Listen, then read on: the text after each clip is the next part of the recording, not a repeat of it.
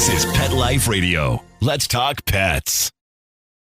The views expressed by guests on this program do not necessarily represent the views of the host or owners of the Doggy Diva show and do not necessarily constitute endorsement of products. Medical information discussed by guests on this program are those of the guests and is only for informational purposes and should not replace medical advice by your local veterinarian professional. Hi, this is Susan Marie from the Doggy Diva show. This week, celebrating Pet Dental Month, learn about the incredible tale of greyhounds, a grooming tool your pet will love, and meeting your pet's wintertime health needs. That's what's on our show this week. Let's get started. Hey, did you hear that? What is that? It's the bark heard round the world. The Doggy Diva show. Here's Susan Marie.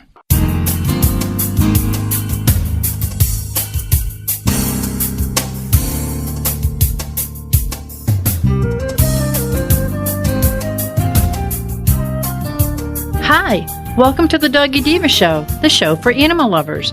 I'm your host, Susan Marie, and as always, I'm joined by my canine co-hosts, the Doggy Divas themselves, Francesca, Coco, and our newest little diva, Miss Olive. Miss Olive is the cute little Italian Greyhound rescue in the picture with the microphone. Thank you for joining us today as we bring the experts in the pet and animal world right to you. So go grab a cup of coffee and your pet's favorite treat, and we'll be back in just a moment. Not pumped about cleaning the litter box? Try World's Best Cat Litter Zero Mess, the litter that gives you 2 times better clumping and more odor control with less litter. That's right. You scoop once and you're done. No chiseling, no scraping, no crumbling, no problem. Looking for fast and easy litter box cleanup? Zero Mess. Try it. You're welcome in advance. Save $2 on World's Best Cat Litter. Visit www.saveonworldsbest.com. Let's Talk Pets on PetLifeRadio.com.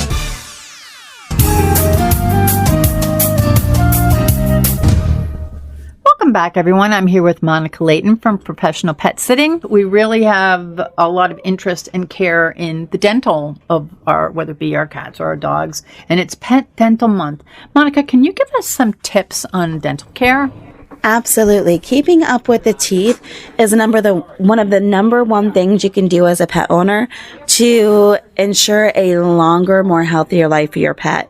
Dental disease contributes to so many health issues, heart issues, liver issues, kidney issues. Every time that pet has periodontal disease in their mouth, they eat, they drink water, and they're swallowing a little bit of that tartar and that plaque and that bacteria with every, swallow and, lick and eat that they have. So all of that has to be filtered through your body. And it's going through your heart, your kidney, your liver. It's being filtered through your organs as it, makes its way through the system.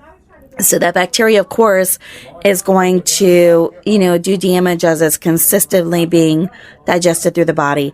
So anything you can do as far as dental care to diminish the tartar, diminish the plaque, and help to strengthen the abrasion that you have on those teeth to keep that plaque and tartar from forming, the healthier pet you're going to have.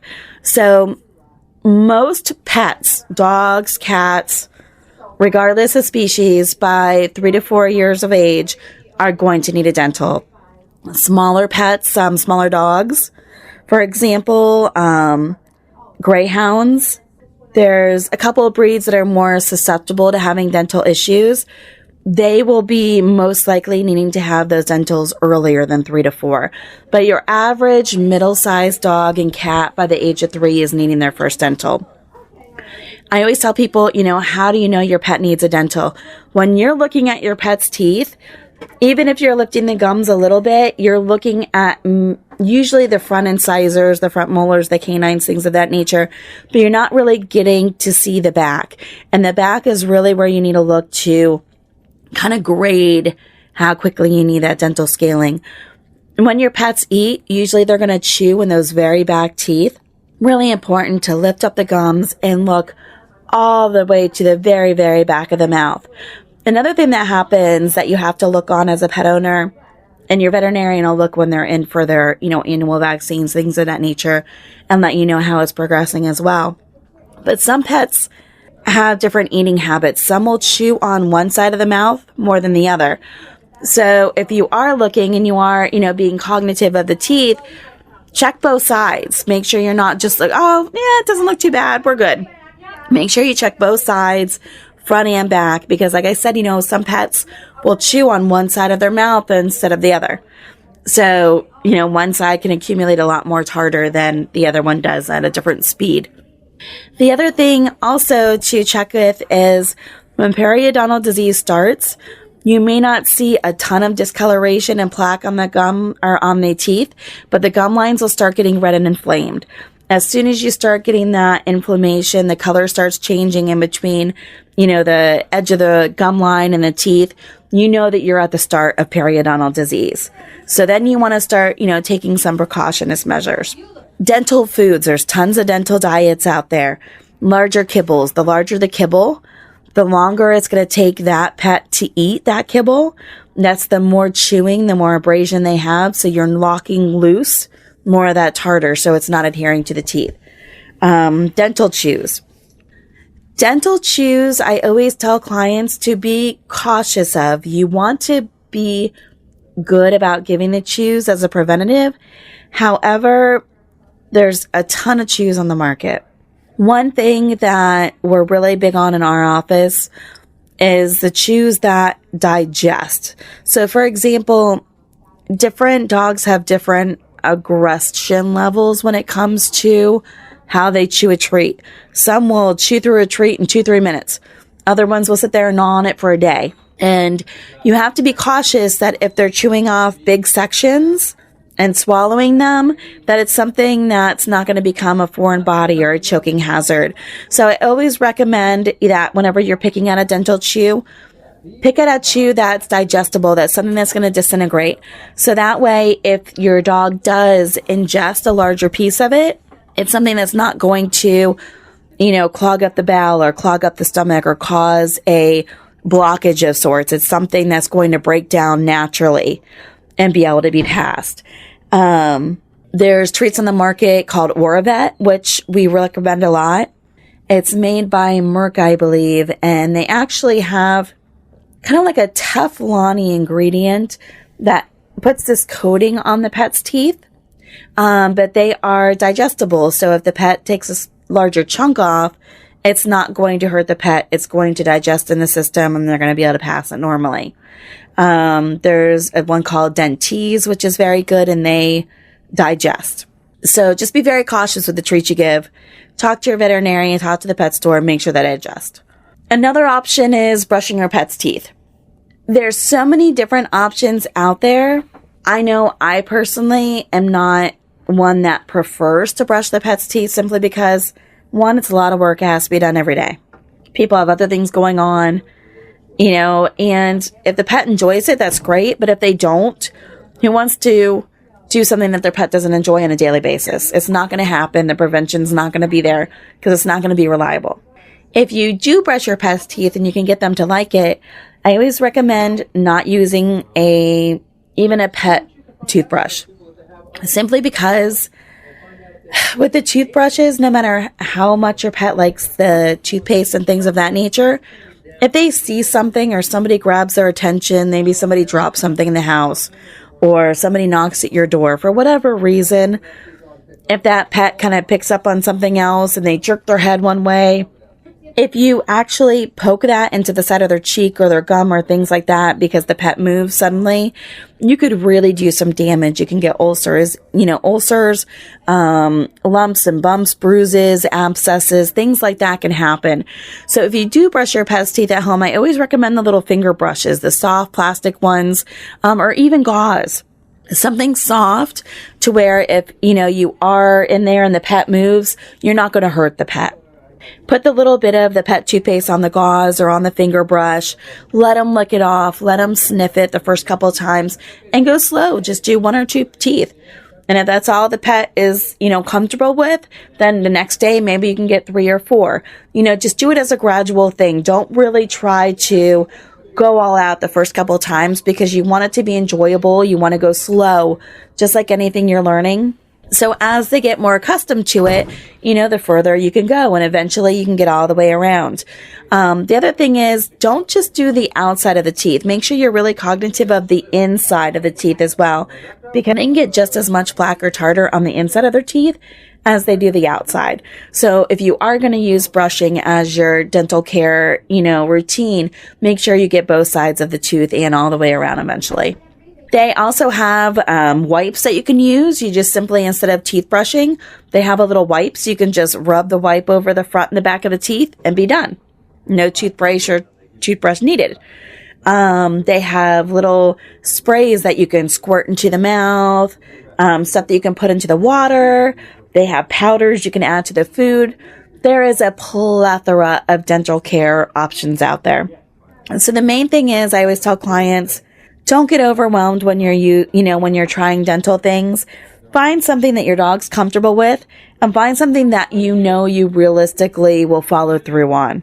Make it as easy as possible on you, because the easier it is for everybody, the more you're going to do it. The more, the more routine it's going to become, and the more accountable you're going to be with that action.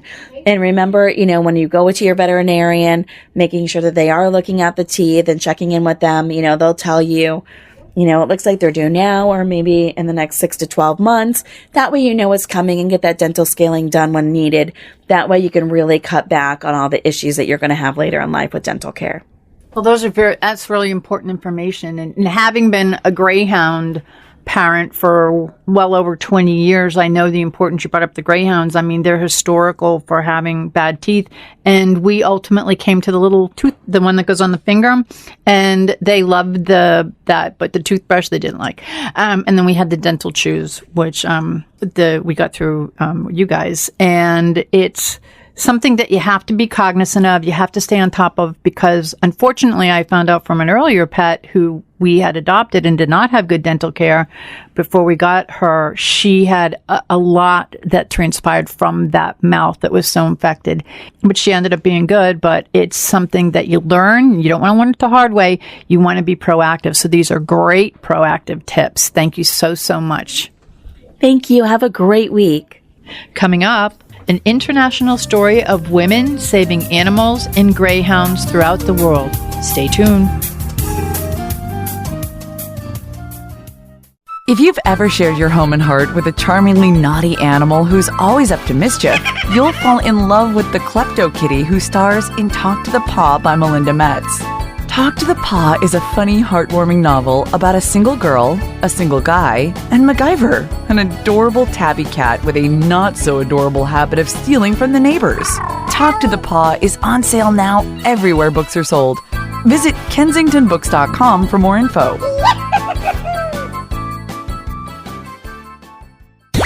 Let's talk pets Let's talk pets on Pet Life Radio. Pet Life Radio. PetLifeRadio.com.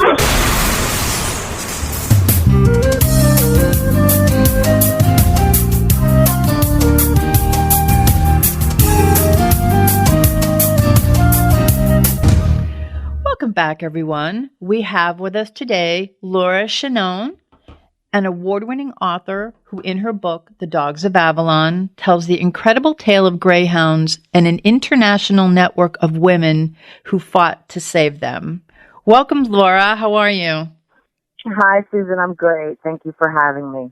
Oh, it's our pleasure. This is such a wonderful book. It tells so much. It's very inspiring, but I have to ask you a question. What or who was the inspiration for writing this book? Oh, well, that's a little bit of a story. I was not really a natural-born animal lover. I was raised with dogs. My parents had a couple of Dobermans, and I really loved them. But I was not really a natural-born animal lover. Just because you love your own dogs doesn't mean you love all dogs, and certainly not all animals. But I had a son who was, and he really needed a dog. In my book, I describe a little bit about the way childhood can be lonely, and his particular childhood had some moments where I felt he was lonely, and so he begged me for a dog And even though I was sympathetic, I held him off for a long time. But then finally I agreed. There was a woman in my neighborhood who was bringing over greyhounds and greyhound mixed breeds from Ireland, which seemed absolutely ridiculous to me. I didn't understand why she was doing this. But she sent around these email missives from time to time about the next dogs that were coming over. And so one day she sent over an email that was so startling. This dog was in such terrible condition. And the email took the form of a diary that described her recovery and that there were these women in Ireland who had gotten her off the street and saved her. And the transformation was so amazing, and the final pictures of the dog were so beautiful that I said, this is going to be our dog. This is my son's dog. So after Lily, that's her name, after Lily came, I had a chance to meet the women behind her rescue. And I did. And I met Marion Fitzgibbon. And she happened to have a son who lived in New Jersey, and she was visiting him. And so I went to go see her and ask her about Lily's story and why these greyhounds and greyhound mixed breeds were being sent over. And she really opened my eyes to a little-known fight over there and also everywhere for greyhounds. And at one point I said to her, well, why are you working for dogs? Why not people? And she said to me, every living being has the right to live and die with dignity. And I was very startled by that, and I thought it was quite a big statement. I didn't know if it was true, but I wanted it to be, and so I decided to pursue the story. Well, I'm so glad that you did. It was extremely inspiring, and also I love the fact that it brought strong women together from different parts of the world. I mean, there were different women involved in this who were coming together as a network to save these dogs, and impacted animal welfare in all different ways, not only in their countries, but they worked with Marion, and I guess I'd like you to tell us a little bit about Marion, if you could. Oh, sure. I tried so hard to capture her as a character because she's an extraordinary character and just a very powerful human being. She never stops talking. I love listening to her brogue. She's very full of energy, and very, very honest, but completely dedicated. She was kind of a normal, in many ways it's a hero story about Marion. I found it followed the kind of classic hero narrative, and that she was kind of living an ordinary life, and as a housewife, she had a couple kids, and then she started noticing these dogs on the street. Her family moved back to Limerick, and she was driving through the city every morning, and she saw dozens of these stray dogs in the front of the storefronts there. And from sleeping overnight, she'd see them in the morning, and she became very upset by that. And she started to go out to feed them, and she even actually would put her kids to bed at night and then go out with food to feed the street animals. And while she was doing it, someone said, there are some other women doing that, don't you? And Marion said, no, I don't. She went to go find these women, and she met these very ordinary people who had, under the radar, been fostering dogs and finding them homes. And they all joined together, and they formed a local animal group, Limerick Animal Welfare. But as Marion got more deeply involved, she started to become more of an advocate. It went beyond cats and dogs. She even got involved in helping some humans.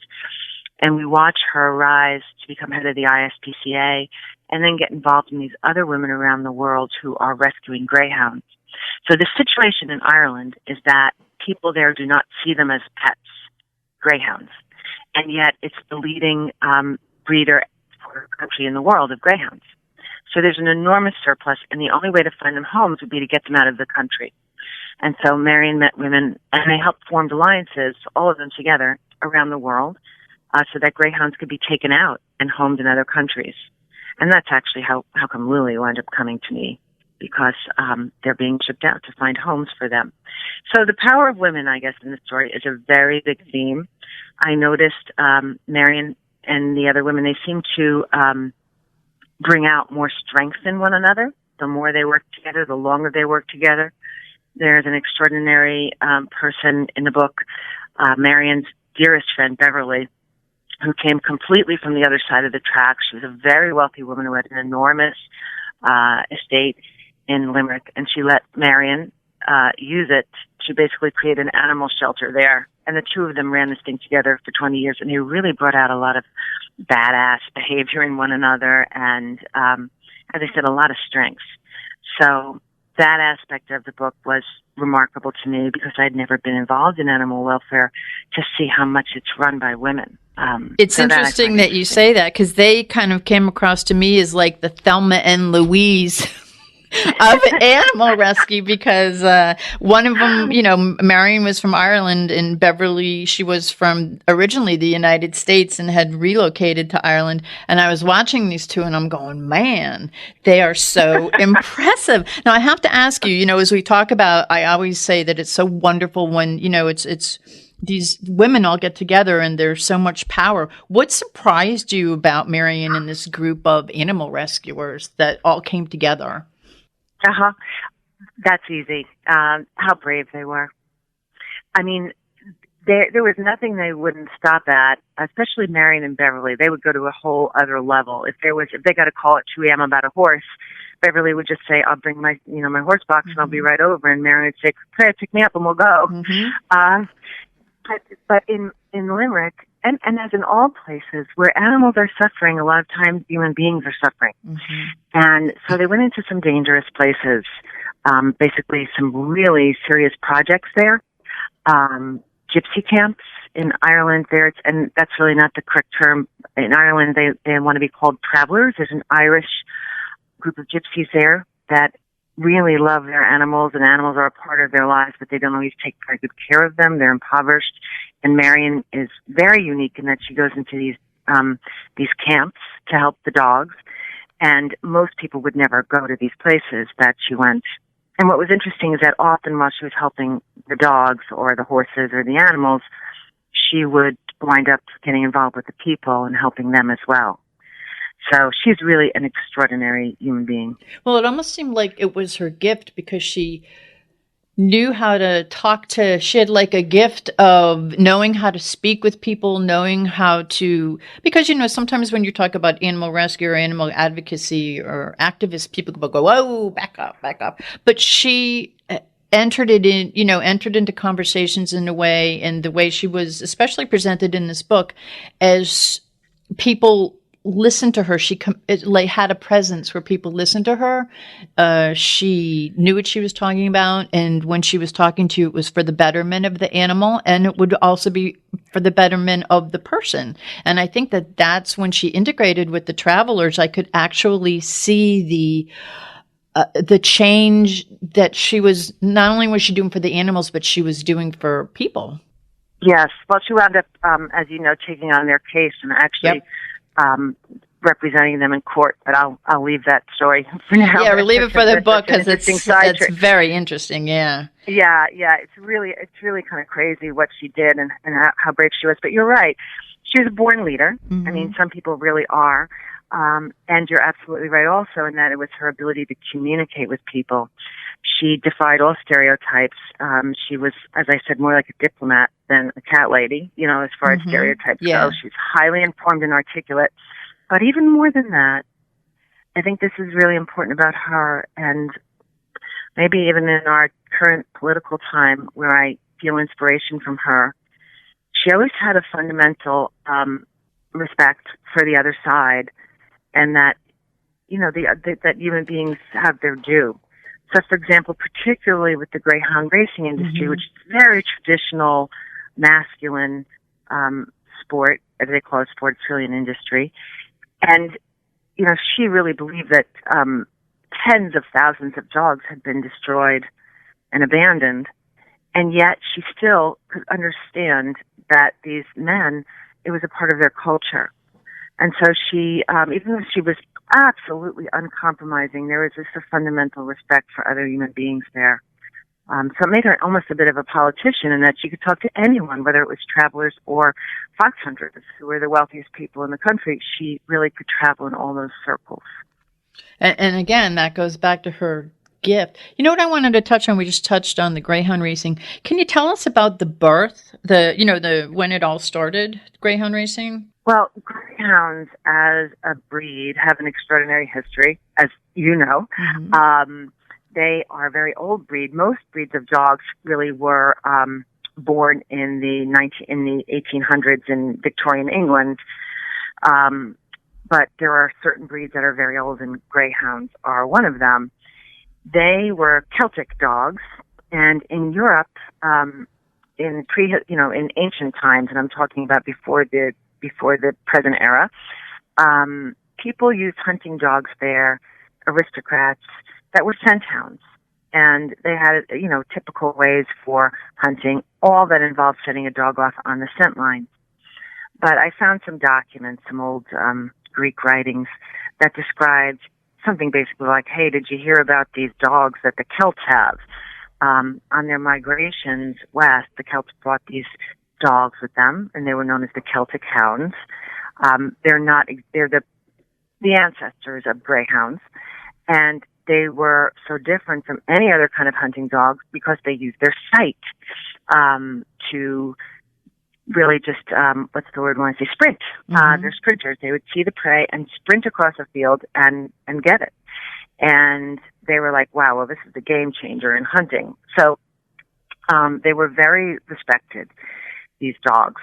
And then, if you move ahead several hundred years to the Middle Ages, many hundreds of years to the Middle Ages, we find that the aristocracy had embraced greyhounds. They were a very noble dog used for hunting.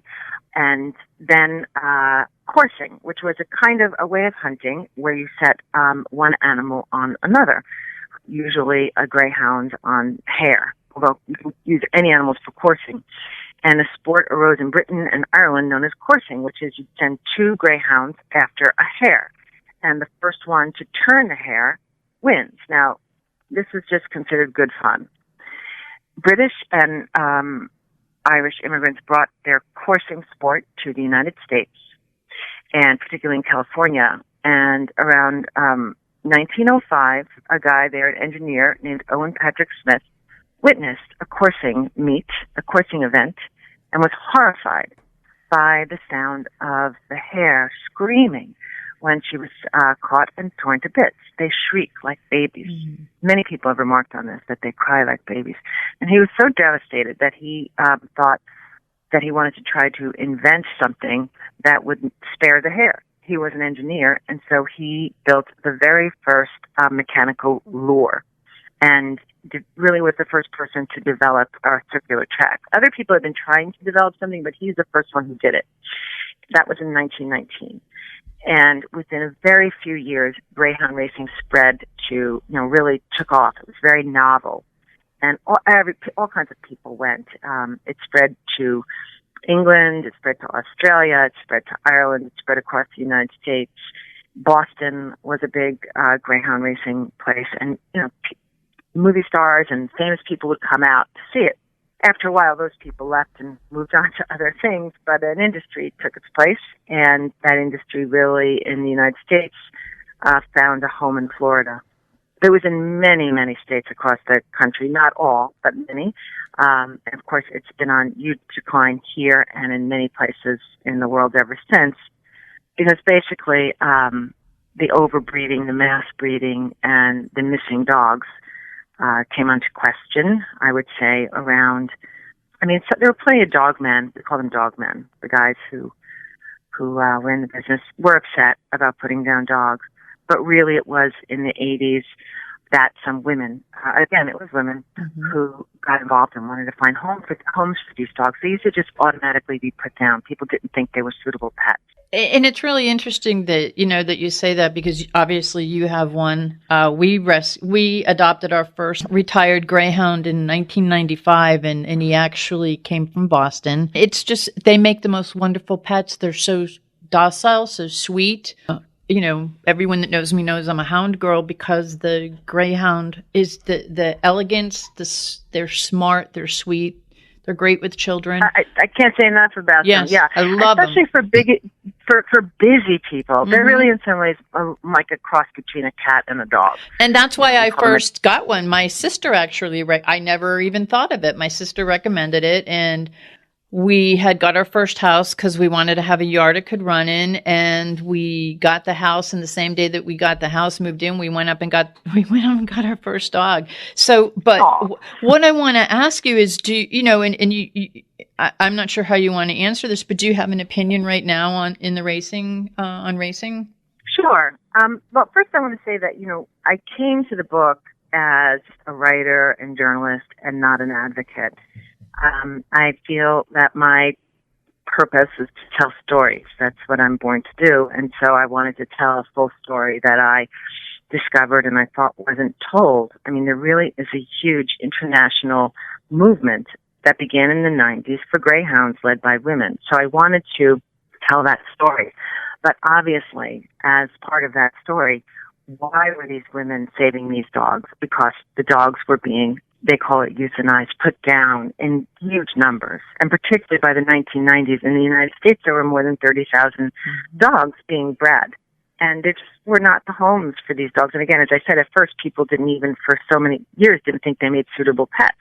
So when we start to realize that they are suitable pets, in the United States, there's been great success in finding homes for them. And the industry claims that, 95% of, they call them retired racers, find homes. And therefore, greyhound racing is okay. I respect the guys who have it as their culture, and I understand that it provides a certain number of jobs, but I do think that the time has passed and that we are in a changing world where we have science and so much more understanding about animals, and we're really moving ahead as a society to treat them better. So I do not think that greyhound racing has a place in the modern world anymore. So am I against it? Yes.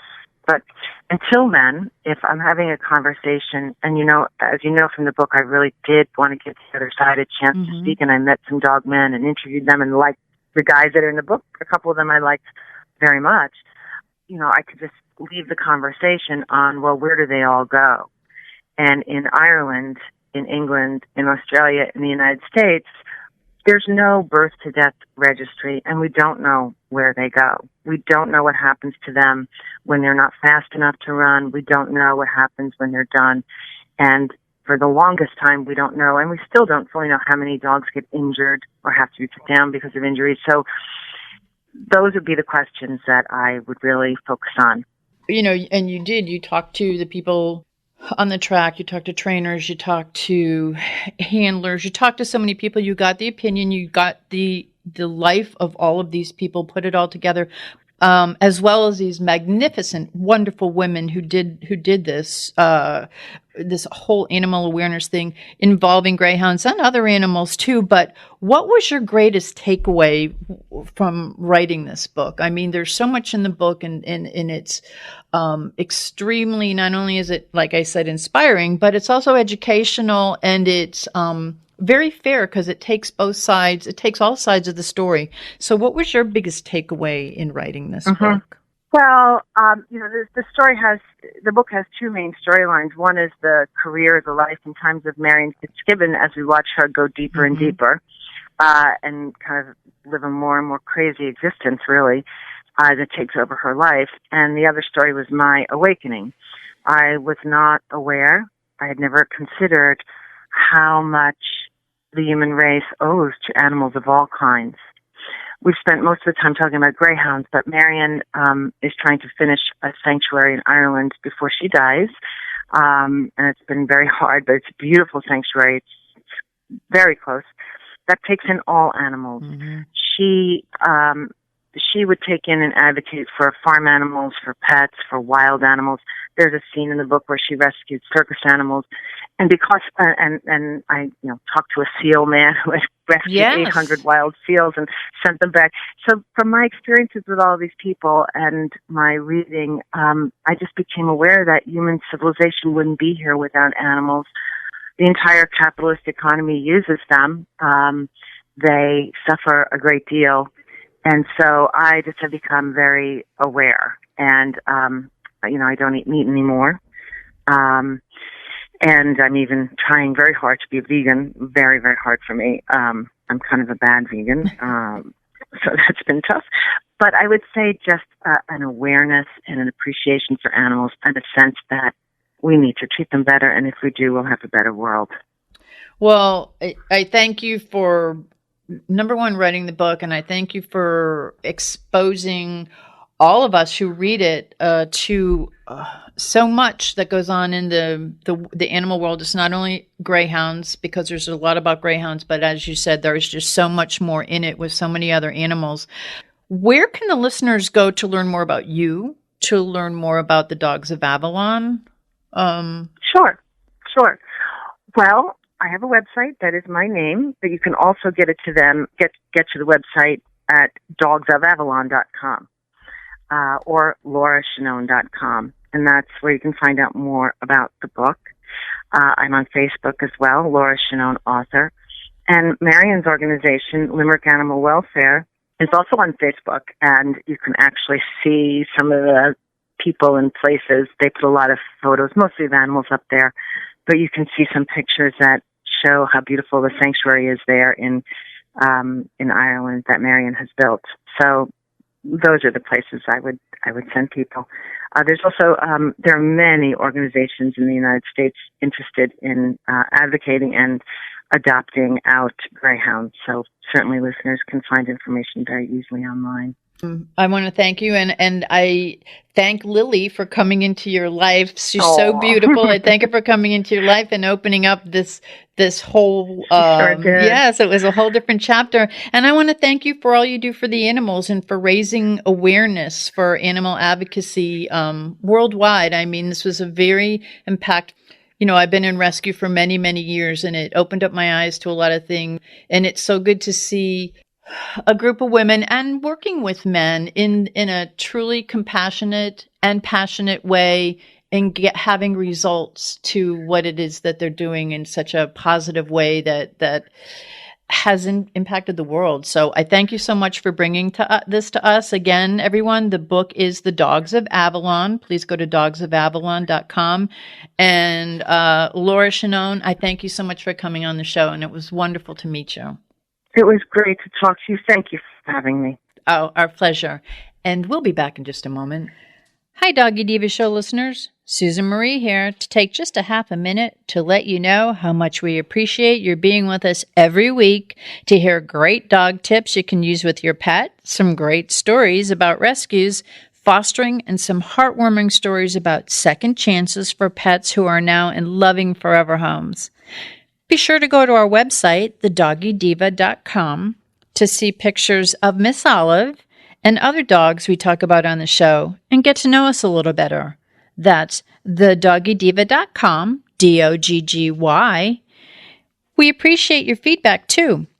Okay, let's get back to the show.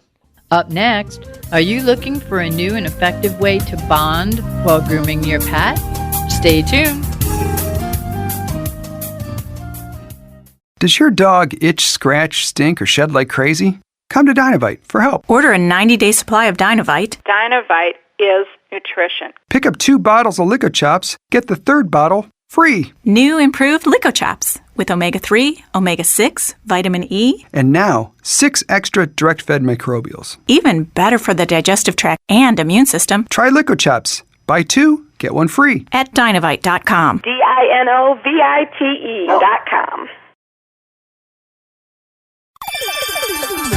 Let's Talk Pets on PetLifeRadio.com.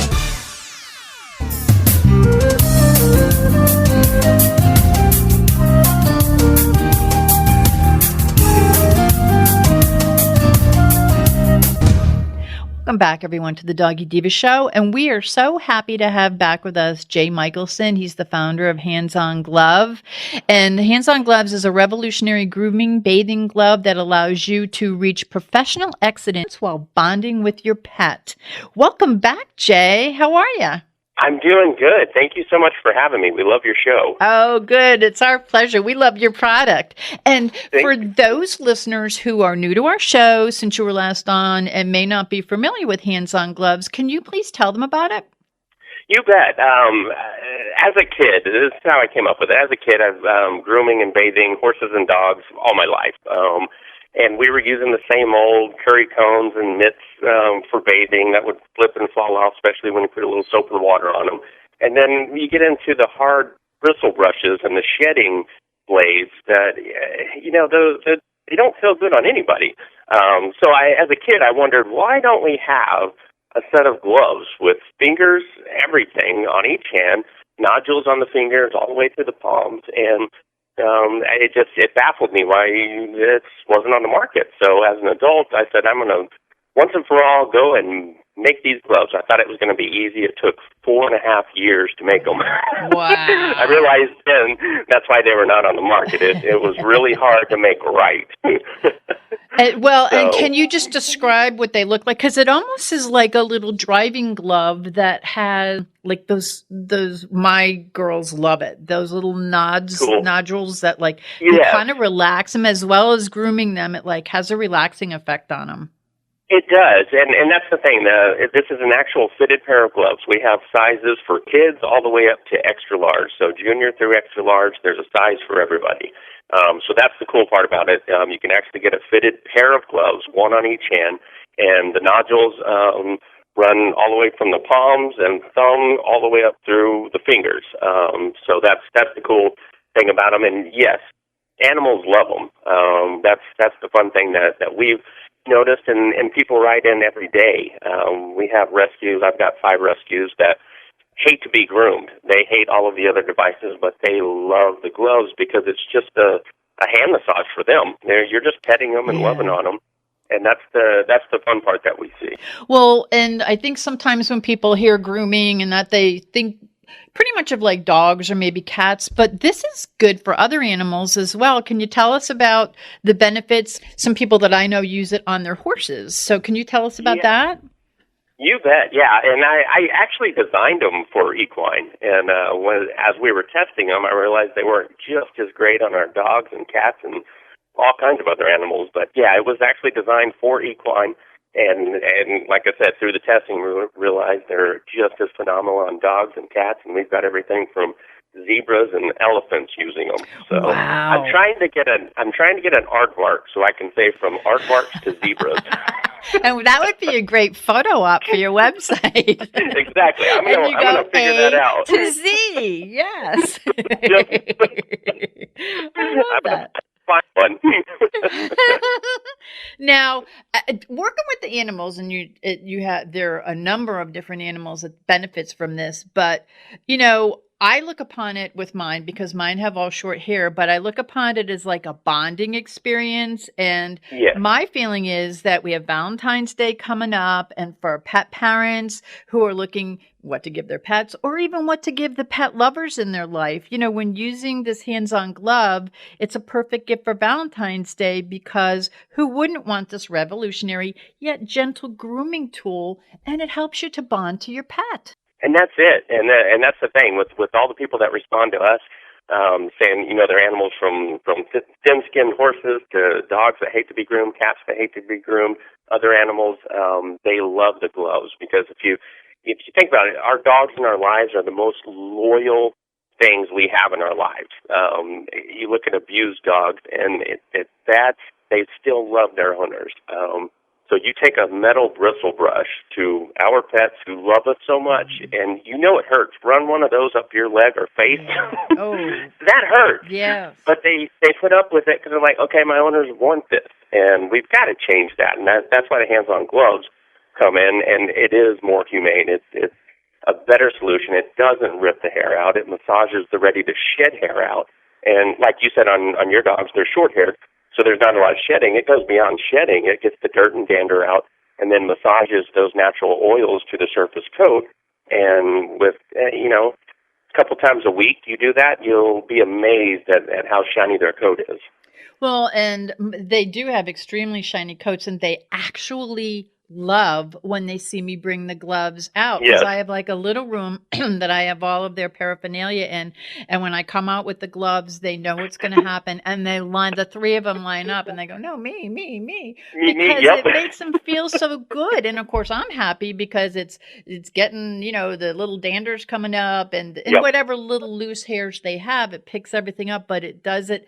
The look on their face is just like, they love it. Love it. They do, and that's the thing. They will line up, and even our dogs in our videos, you'll see all the dogs kind of circling around, my turn, when we're shooting videos.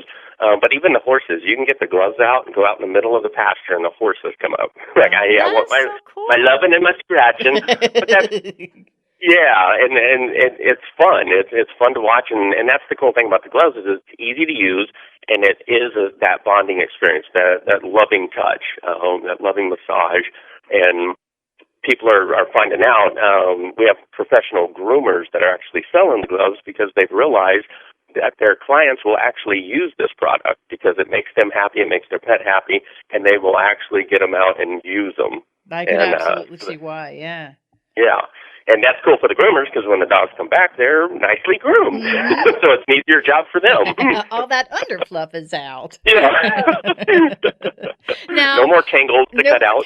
No more knots. Now, where can the listeners go to learn more about you and to learn more about hands-on gloves? Because I really feel that for Valentine's Day, there's no better way to share Valentine's Day with your pet or with pet lovers than having that wonderful bonding experience. And I want to let all the listeners know where they could go to learn more about you and also get this phenomenal product.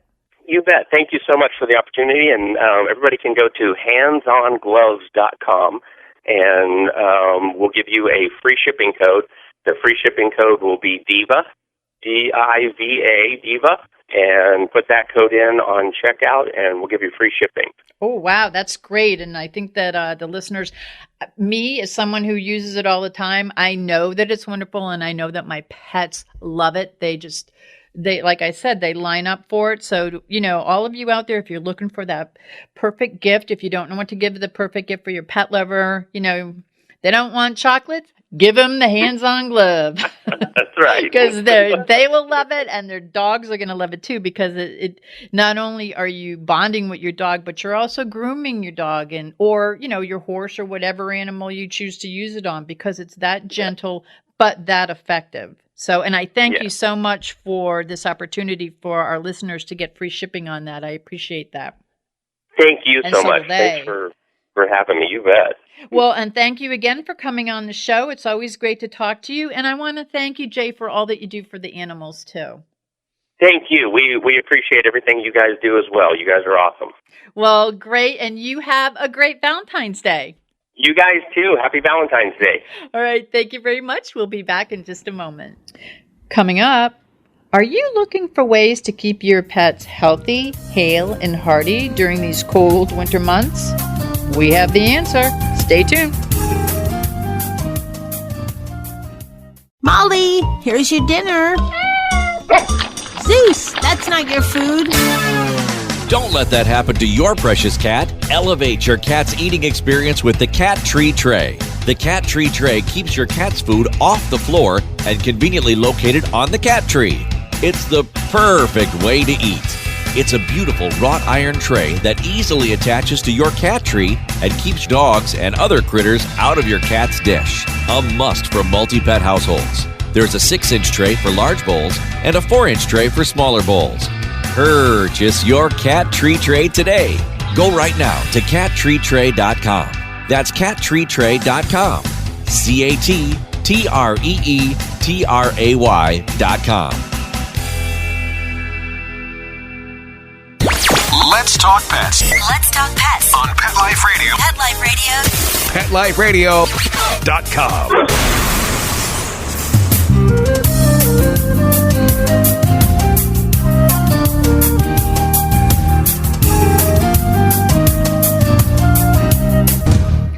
Welcome back, everyone, to the Doggy Diva Show. Now, when the weather outside is frightful, Our next guest is here to tell us how you can make sure your pets are healthy and delightful.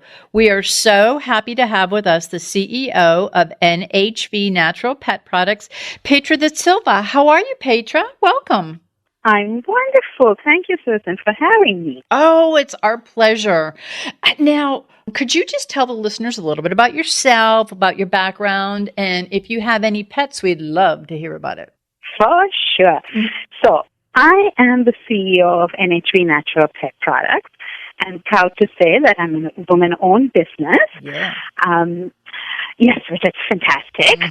I'm really, really passionate about pets. I have 2 rescue cats, and my new addition to the family is a little dog called Chaya. Aww. Yeah, she's super cute, very, very cute. Brings a lot of joy to our life. She comes to the office with me along with the cat, so all the ladies in the office just have somebody to chill with. Oh, I love that. Oh, that's so great. And it's so good that you rescued the animals too. That makes it so special. It does. Now, can you tell us a little bit about NHV, the Natural Pet Products? So NHV Natural Pet Products was created about 20 years ago. It started off by the want that I had for my own dog. I have a company that does human supplements as well. And my dog that I lost a couple of years ago, Lady, had a lot of health issues. So I used to kind of treat her using supplements, botanicals specifically. And I saw that these made a huge difference. At that point, 20 years ago, there was nobody doing anything with supplements for pets. So I decided that if there was an opportunity to help pets, because I'm so passionate about being able to help improve their quality of life, improve their health. So we brought on a holistic veterinarian who worked with our master herbalist, and we created this line of pet supplements that's manufactured at a GMP FDA certified facility. And we offer about 38 different products that can help over 150 different health issues that our pets face.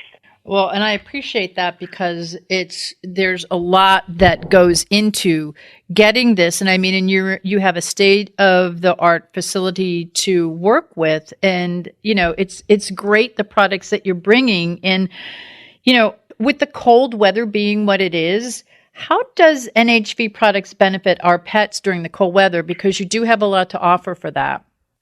Yes, so to start off with, I am sorry for what some of you folks have gone through in the East Coast. My goodness, it's been frightful. And it's really tough on our pets as well. So with NHV, what we have is a product called Tripsy. We find that during this cold weather, the pets are not getting out as much. They're shy to go out, like they don't want to go out, so they hold back having a pee. And we see a real increase in urinary tract infection. So Tripsy is a formulation of herbs that helps with a UTI infection. And in fact, we have done a study with the University of Georgia on this product. So it's an excellent product to help with that. Then we find that also, just like us humans, when it gets cold, how your muscles kind of hurt and everything ache and the arthritis starts to kick in and pets as they get a bit older. We have products for that. So we have a product called NHV Old Timer, which helps with muscle and joint issues. We have a product called Yucca, which is a natural anti-inflammatory. The other thing I find too is with pets that they have dry skin, and they seem to have a lot of allergies too. And I think that's brought on by us turning on the heat and the fireplace and all of that, and then not getting enough fresh air and being outdoors. So we have a product called Pet Omega, and omega-3s are wonderful, wonderful anti-inflammatories. They help with allergic reactions. They help lessen that. They help improve skin and coat conditions. Just like us, I mean, we tend to put a lot of cream on our body because our skin gets dry. So for pets, the omega-3s help with dry skin and dander and stuff like that. I can keep going on, and we have so many different products. You do. And, and that one's a very, very important one because I think that's a great anti-inflammatory. But you also have the ointment because I know that so many of the dogs and even cats go out and they have, with the elements, whether it be the ice, the snow, there's so much going on out there. And also, sometimes there's salt on the ground. And you have this ointment that helps to soothe, correct? Absolutely. So with myself personally, what I do is once Chaya goes out and he come back, the sidewalks are salted. They get all of this stuff on their paws, and as we know, they're very good at licking their paws to clean themselves. Mm-hmm. So we come home, I dry her off, and I take the heel care ointment and apply it. For one thing, it helps keep the paw pads nice and moist. If they've picked up anything, it gets rid of that. It stops it from cracking, because a lot of times, just like us, the paw pads their paw pads get really dry. Yes. Fingernails and toenails get dry. That's the type of idea. So, it's fantastic. So, a good product to use to help keep a healthy paw pad. Well, and I think that you've definitely lined up a great arsenal for us, those that are in the cold weather climates who are looking to help our pets in any way that we can. You also have you have a whole line of things that are there to support our pets and support our pets' health. Besides the cold weather products, can you let us know what some of the other products that are available?Absolutely. So like I said, we have over 38 different products. So the line was developed keeping in mind that we want to help pets when they're going through various stages in life. Now, I'm a huge believer that with our own personal health and our pets' health, if we take a holistic approach, we can help improve quality of life, and general well-being. So that, to me, that comes from providing them with good nutrition, providing them with supplements, and making sure that they get plenty of exercise. So the product line helps with any type of health condition that a pet may have. So we have products for Cushing's or adrenal issues that dogs have. My dog Lady had Cushing's and she lived to be 20 because I had her on Superglan. We've got stuff for the heart, like, a lot of pets have heart health issues. We've got a product called Hearty Heart. We've got milk thistle for liver issues. We've got turmeric for just general well-being. It helps for the heart. It helps as an anti-inflammatory. It's good for arthritic conditions. We've got a product called Restiro, which is good for cats that are hyperthyroid. We tend to see a lot of that happening right now with our cats. We have products for, and I hate to say this word, cancer, but sadly there are so many pets that have it, and it just breaks my heart down. But when they're going through all of these issues, I feel that we need to be able to support their health, help improve their immunity. So we've got a blend of mushrooms for pets called Nature's Immuno that really helps with cancer. We've got ES Clear that helps them with cancer. And the one thing I want to point out that is our line of products is specifically formulated for pets. So it's not like we took a product that was manufactured for humans and stuck a label to sell it for pets. And there are companies, some people just think that they can do that, and it's okay to take a human product and use it on pets, but it's not, because their bodies require something a little bit different, and the quantity of herbs need to be really balanced. So we've done our supplements so that they can be used with pharmaceuticals. So you can do a really integrative approach in helping your pet. At NHV, we also offer an online vet consultation with a certified integrative veterinarian. So we try and do everything we can to help pet parents. We try to provide them with the resources that they need to just improve the overall well-being of pets, because that's what's important to all of us. Well, and as a pet parent, I want to thank you, because it's very important, and I'm not sure that all the listeners understand that if you have a supplement, which is a human supplement, that it isn't always the best for your pet. It's always better, and you definitely seem to have done your research and you understand this so much that it's important for the pet to have an actual pet supplement for what, the issues that they have. And I'm so glad that you brought that up. I really appreciate that. And I appreciate the fact that you as a company recognize that. And I know that that's something that you feature and promote. So I thank you very much for that, as on behalf of the pet parents. Oh, thank you. No, you're so right on that. I mean, people do think it's okay to take in a human supplement. So, I'm proud that we've done this, and I feel good about being able to help pets. Right? It really touches my heart. We get people sending us comments of how their pets have done on the product, and they'll post it on our social media. And sometimes I'll read it and just start tearing up because it really touches my heart. So, yeah. And you're very compassionate. You can tell that you're compassionate and that you walk the walk and talk the talk. So that's very, as a pet parent, again, that's very reassuring for me. Now, Patra, where can the listeners go to learn more about NHV Natural Pet Products? I know that you have the website and your social media, and they could read testimonials and also learn where they can go to purchase these wonderful products.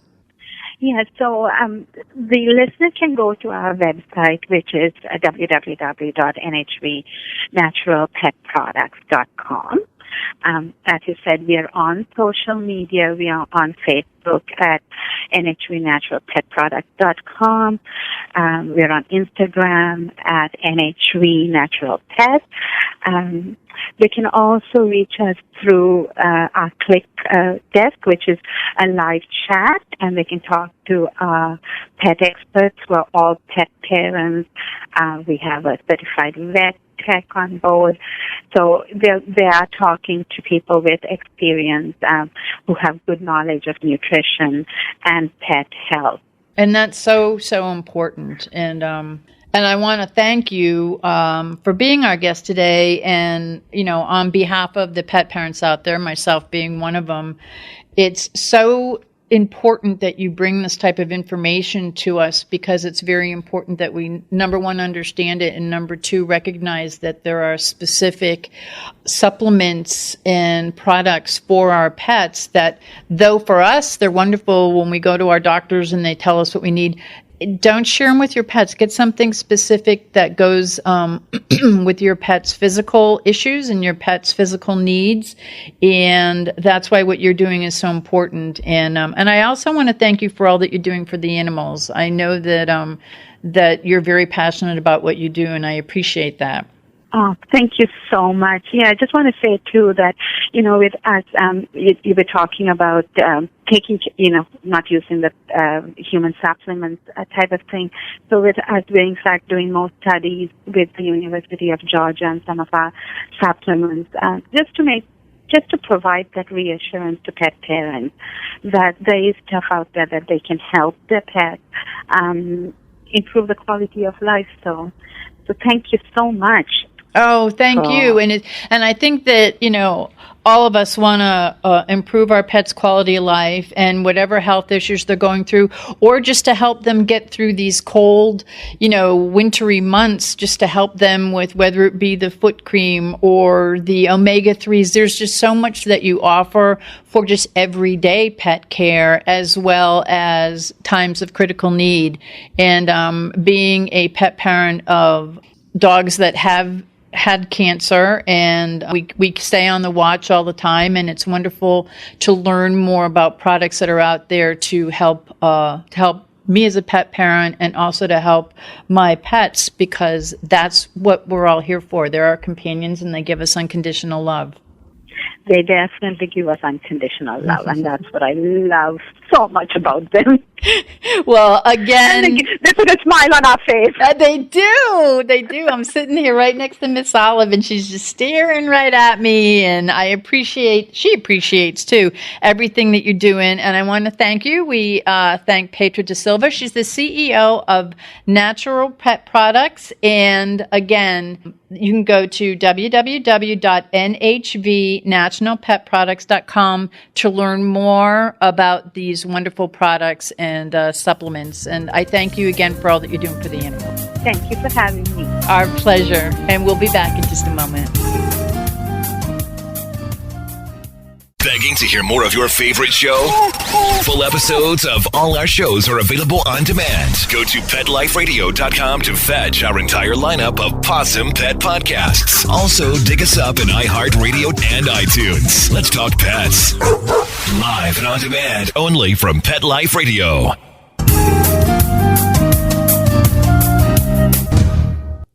We would like to thank our guests this week. And also, as our Doggy Divas always say, please love your pets because they love you unconditionally. And please remember to adopt, foster, spay, neuter, and microchip. And as always, please have a great Diva week, everyone. That's all for this episode of the Doggy Diva Show. To find out more, go to our website, thedoggydiva.com. Also, find us on our Facebook page, The Doggy Diva Show, and tell your fellow dog lovers about it. Don't miss Susan Marie, Miss Olive, and the Doggy Divas right here for the next episode. See you again soon.